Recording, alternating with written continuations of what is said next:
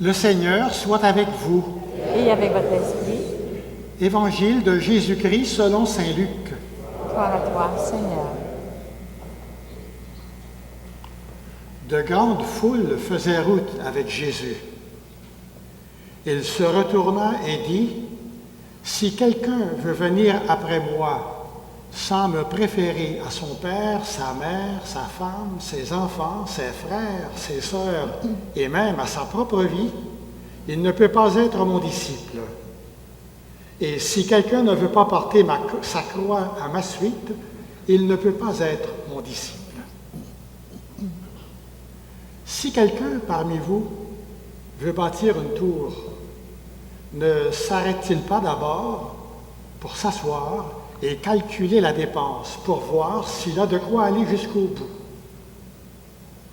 Car s'il pose les fondations et ne peut pas achever, ceux qui le verront se moqueront de lui. Voilà un homme qui commence à bâtir et qui ne peut pas achever. Et quel est le roi qui part en guerre contre un autre roi sans s'asseoir pour voir s'il peut, avec 10 000 hommes, aller à la rencontre de celui qui vient l'attaquer avec 20 000? S'il ne le peut pas, pendant que l'autre est encore loin, il lui enverra une délégation pour demander la paix.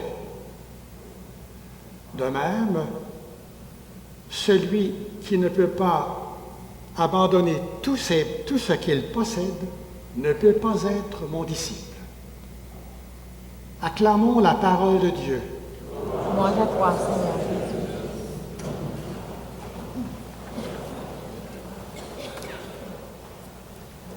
Mes amis, commencer à bâtir et ne pas pouvoir terminer parce qu'on n'a plus d'argent, ou même des fois parce qu'on a perdu le projet qu'on construit, c'est possible. Acheter une maison et ne pas pouvoir la payer, malheureusement, c'est possible. Nous en avons des exemples. Nous voyons Jésus aujourd'hui qui nous invite à calculer. On n'est pas habitué à ça. Jésus qui nous invite à calculer. Parce que pour lui, le calcul est habituellement très simple. C'est tout abandonner et ne rien garder. Il n'y a pas d'entre-deux habituellement. D'ailleurs, dans son invitation à calculer, il me semble qu'il y a une contradiction. Il nous dit, « Asseyez-vous pour calculer, donnez tout ce que vous avez. » Il ne reste plus rien à calculer, mais qu'est-ce que je veux bâtir? Donc, je dois aller plus profondément dans la pensée de Jésus et me dire,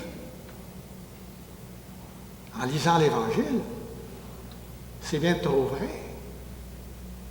Dans l'Évangile, si j'ai tout donné, c'est pas vrai qu'il ne me reste rien. Qui est-ce qui est intéressé à voir ce que je peux donner, sinon Jésus lui-même? Et à ce moment-là, je me dis, ce qu'il faut calculer, c'est lui.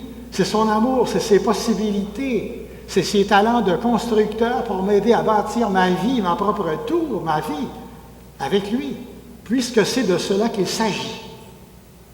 Et là, avec mes pauvres talents, mes pauvres capacités qu'il a prises, et son gain capital,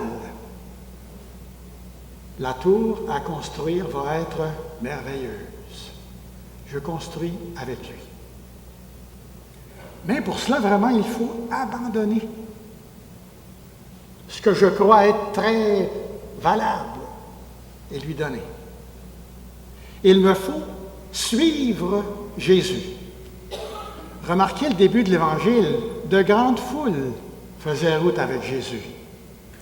Puis Jésus se retourne pour dire, ceux qui veulent vraiment me suivre, il faut qu'ils soient prêts à tout abandonner, porter la croix, confier leurs femmes, leurs enfants, leurs frères et sœurs, les abandonner, les confier à Dieu et me prendre comme priorité. Ça ne veut pas dire laisser là. Non, il prend tout. Je ne suis pas Jésus comme la foule pour regarder ce qu'il peut faire je suis Jésus comme un disciple parce que je le préfère. C'est très différent. La foule, c'est les curieux, c'est les profiteurs. Celui ou celle qui suit Jésus, c'est celui qui le prend comme la priorité de sa vie, celui qui englobe tout, à qui on confie tout, sur lequel on se base pour construire notre tour, puisqu'il s'agit de notre vie avec Jésus. On a l'exemple de la tour la plus connue au monde, dans la tour de Babel. On a voulu construire avec des argumentaires à terre une tour qui conduirait au ciel. Il fallait le faire. Hein? Me construire avec Jésus, c'est essayer avec lui de prendre des arguments qui viennent du ciel pour construire ma tour sur terre qui va me conduire au ciel. Est-ce que je veux que ma vie soit une tour qui tourne en rond, on ne sait plus où on va, on ne sait plus pourquoi on construit, parce que je construis sans Dieu?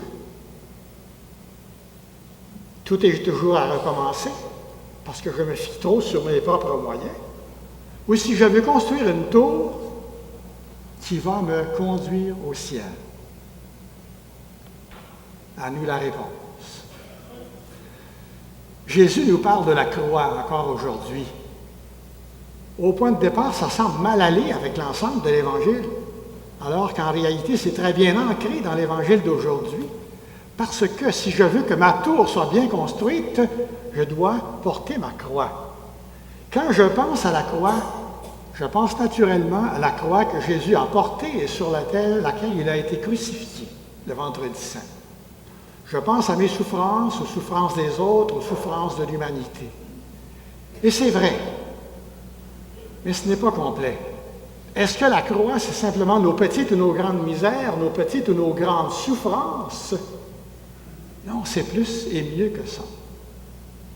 Il s'agit de s'arrêter, de regarder l'Évangile, et nous voyons que pour Jésus, croix, ça veut dire tout ce qui se rattache à l'engagement dans la fidélité, tout ce qui se rattache au oui quotidien, à une mission. Jésus a porté la croix tous les jours. Il a été rejeté. La croix sur laquelle il est mis physiquement le vendredi saint, c'est le résultat de son engagement. Ce n'est pas la seule fois qu'il a porté la croix. Elle est là depuis sa naissance lorsqu'il était rejeté. La fuite en Égypte, c'est le commencement de la croix de Jésus. Parce que c'était le commencement de son engagement dans une mission à laquelle il était fidèle jusqu'au bout. Et moi, quand je regarde Jésus sur la croix, ma propre croix, mon engagement, se rattache à lui qui a été fidèle parce que je veux être fidèle. La croix, c'est beaucoup plus que mes petits bobos, des souffrances qui me tombent dessus comme des parasites indésirables. Ça fait partie de tout engagement. Parce que, déjà, choisir la sagesse de Jésus, choisir d'abandonner des fois des choses qui m'intéresseraient après ma mort, c'est comme si je laissais tomber des parties de moi-même qui aimeraient bien, dans le fond, se passer de Dieu. Et je dis oui à Dieu. C'est avec toi, Jésus, que je vais bâtir ma tour. Ensemble, nous la faisons. Le pape François nous invite à jeûner et à prier pour la paix. Le message qu'il nous lance va très bien avec l'Évangile d'aujourd'hui. Parce que pour bâtir la paix, à quelque niveau que ce soit, il faut remettre en cause, en question, ces petites ou ces grandes solutions qu'on trouve absolument bonnes, nos manières de voir, nos préjugés même. Faire un acte de foi en celui que nous avons à rencontrer, avec qui nous avons à faire la paix, et partir en route pour le point de rencontre. Nous prions pour la paix en Syrie, une paix qui peut avoir beaucoup d'influence sur beaucoup d'autres pays, en plus des pauvres gens qui en souffrent. Mais tout près d'ici, peut-être que je peux commencer à tester ma capacité de faire la paix, qui fait vraiment partie de ma tour à construire. Mon frère, ma sœur, le beau-frère, la belle-sœur, les gens avec qui j'ai à vivre, à travailler cette semaine, ici. Est-ce que ça se pourrait que j'ai une tour de la paix à bâtir avec eux? Ça serait une belle manière de mettre en action cette semaine la parole que le Seigneur nous a proposée.